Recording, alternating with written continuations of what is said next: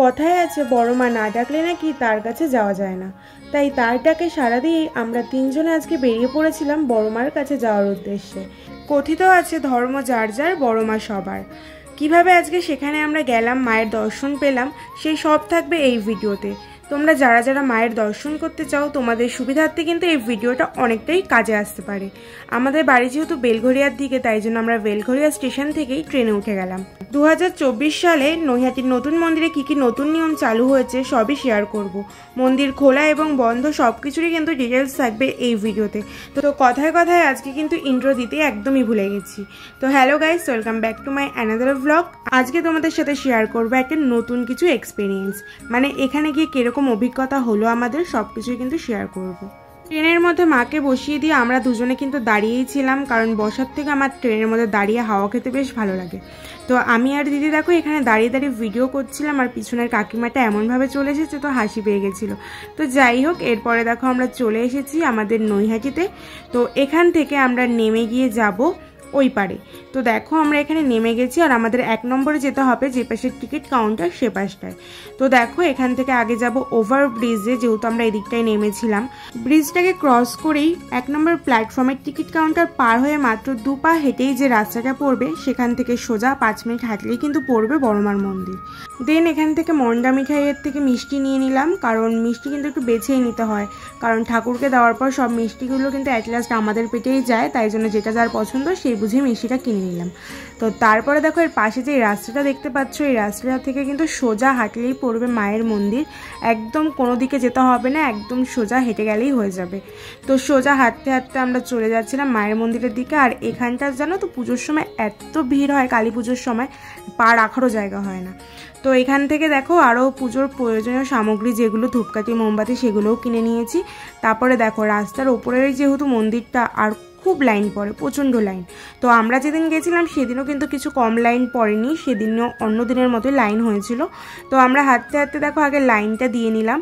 তো লাইনে মাকে দাঁড় করিয়ে দিয়ে আমি দেখো এদিকে মন্দিরের জন্য ফুল টুল সব কিছু ডালাটা সাজিয়ে নিচ্ছিলাম ভালো করে। তো এরপরে দেখো ডালাটা সাজিয়ে আমরা লাইনের দিকে যাব। আর লাইনটা দেখেছো আমরা ওখানে দাঁড়িয়ে থাকতে থাকতে কতটা এগিয়ে গেছে। আমরা এতটা হেঁটে হেঁটে এসে তারপর লাইনে দাঁড়িয়েছিলাম আরও আধ ঘন্টা মতো। তো যদিও বা আজকে কিছুটা ফাঁকাই ছিল, সেরকম ভিড় ছিল না, কিন্তু এখানে যদি শনি মঙ্গলবার আসা হয় এখানে কিন্তু প্রচুর লাইন হয়, পুরো গঙ্গার ফেরিঘাট অবধি লাইনটা চলে যায়। তো দেখো এখানে মন্দিরের কিন্তু কাজ হচ্ছে, এখনো কাজ হয়ে ওঠেনি, কাজ চলছে এখনো। আর মন্দিরের আশেপাশে অনেক দোকান আছে, সেখান থেকে কিন্তু ডালা ফুলের মালা সব কিছুই পেয়ে যাবেন। জুতো কিন্তু দোকানেও রাখা যায় বা মন্দিরের সামনেও রাখা যায়। তো লাইন দিয়ে ফাইনালি আমরা চলে এলাম বড়মার নতুন মন্দিরের একদম সামনে। আর এই মন্দিরটি কিন্তু উদ্বোধন হয়েছিল 2023 সালের কালী পুজোর আগে। বলে রাখি, কালী পুজোর 4টে দিন কিন্তু এই মন্দিরের দরজা সম্পূর্ণরূপে বন্ধ থাকে।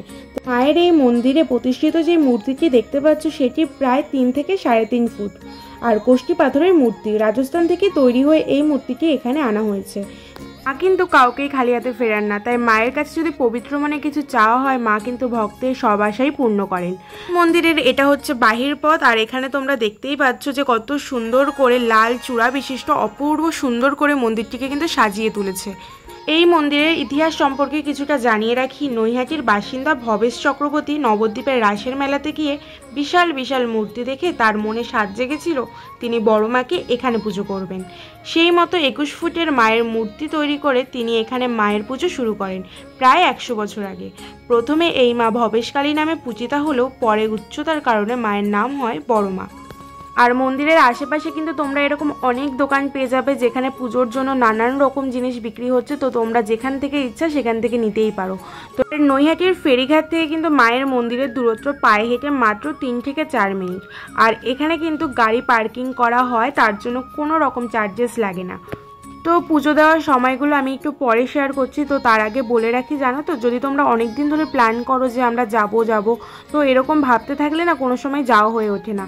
হুট করে প্ল্যান করে চলে আসবে, দেখবে চলে আসা হয়েই গেছে। তো আমরাও সেরকম প্ল্যান করেই আজকে চলে এসেছিলাম। আর এখানে দেখো আমার সাথে কি হবে। তো এখানে গঙ্গার পাড়ে যে এত হাওয়া দিচ্ছে তোমাদের কি বলবো, মানে প্রচণ্ড প্রচণ্ড পরিমাণে হাওয়া দিচ্ছে। আর যেহেতু আজকে একটু বৃষ্টির মতো ওয়েদার ছিল, তাই জন্য আর গঙ্গার পাড় তো, আর এই টাইমে জোয়ারও এসেছিলো, তাই জন্য একটু হাওয়াটার দ্বিগুণ বেড়ে গেছিলো। তো দেখো আমার মা ওখান থেকে একটু গঙ্গার জল মাথায় দিয়ে চলে আসলো, আর দিদিও গেল।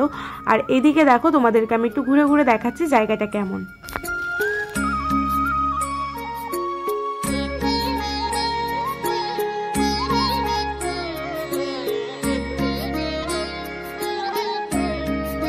সকাল থেকে উপোস থাকার পর এখন একটু আমরা পেট পুজো করে নিলাম। তো এখান থেকে কচুরিটা খেয়ে নিলাম।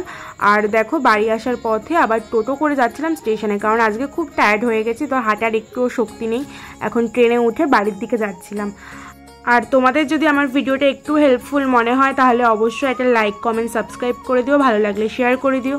তো দেখা হবে অন্য কোনো ভ্লগে। তো আজকের মতো এই পর্যন্তই, টাটা।